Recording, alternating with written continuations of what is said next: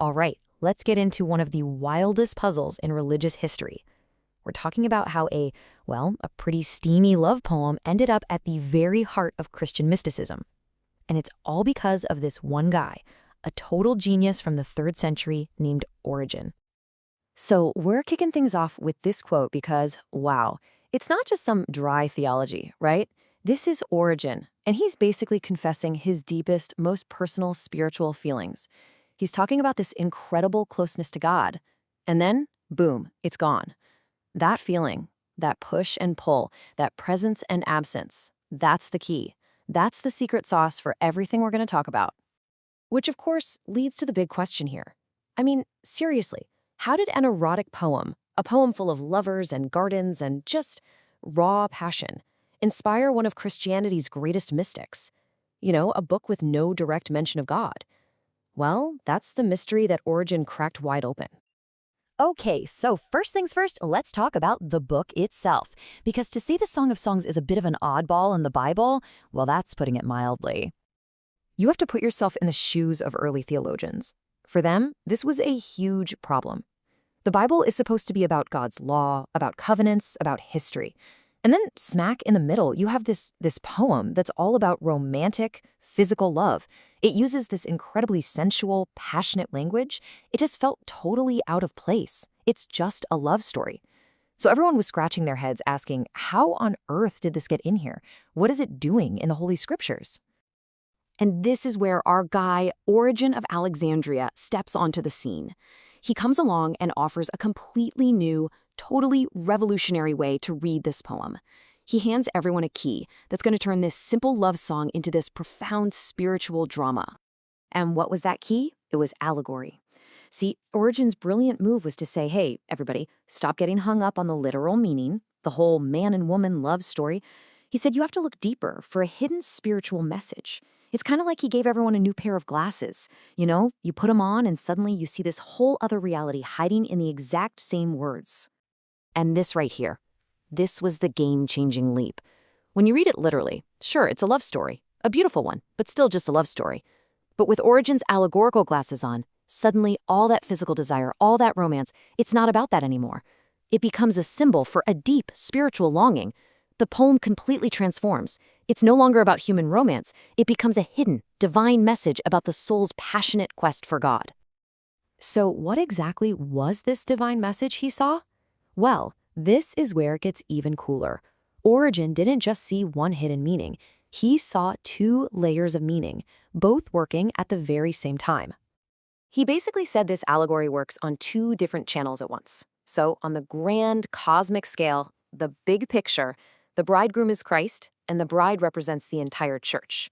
Their love story is really the story of salvation for all of humanity. But then, and this is what made it so powerful, he brings it right down to the personal level. On this scale, the bridegroom is the word of God, the logos. And the bride? Well, the bride is the individual human soul. It's your soul. See? That's why it was so incredible. The same poem became a map for both the collective story of the church and for your own intensely personal spiritual journey.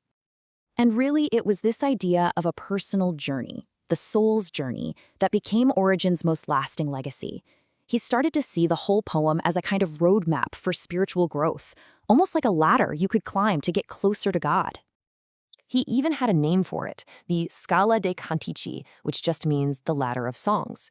His idea was that a soul has to grow. You start by learning the lessons from the Bible's other big songs, the songs of deliverance, the songs of the law, the songs of victory. You have to climb those lower rungs first. And only when you've done that, only then are you ready for the final, highest step on the ladder, the Song of Songs, the song of pure, intimate union with the divine. So at the very beginning of this journey, the bride, who, remember, is the soul, says this about herself, sono nera, I am black. Now, for Origen, this isn't about skin color. It's symbolic. It means the soul feels darkened, maybe by past mistakes or just by its distance from God. It's the starting line, a feeling of being not quite worthy. But then you fast forward. Later in the poem, after this whole journey of love and searching, people see her and they ask, who is this that ascends, having been made white? This is the after picture. This is the transformation. Through her intense relationship with the bridegroom, the soul has been purified. It's been made radiant. And now she's ascending, leaning on her beloved. And this brings us right back to where we started, to Origen's own personal confession.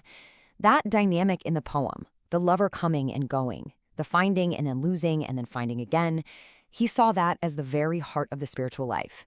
It's this constant dance of presence and absence, of joy and longing. And it's that dance, he believed, that purifies the soul and makes it strong enough to finally ascend leaning on my beloved. Now, you might be thinking this was just some interesting idea from one guy. No way. Origen's interpretation wasn't just a quiet theory. It was an intellectual bombshell, and it completely reshaped Christian thinking for more than 1,000 years. I mean, look at this. Origen's idea didn't just fade away. It created echoes that lasted for a millennium. You have the absolute titans of the early church, people like Gregory of Nyssa, Ambrose of Milan. They all grabbed onto his allegorical key.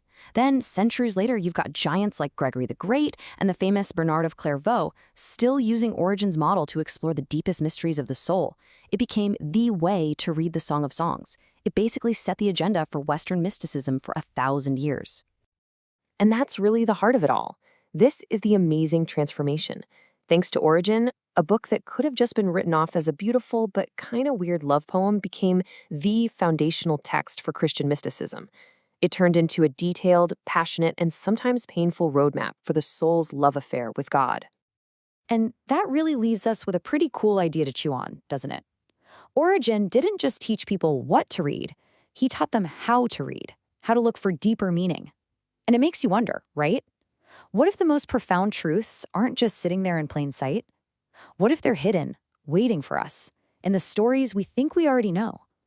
If we just dare to look at them in a new way.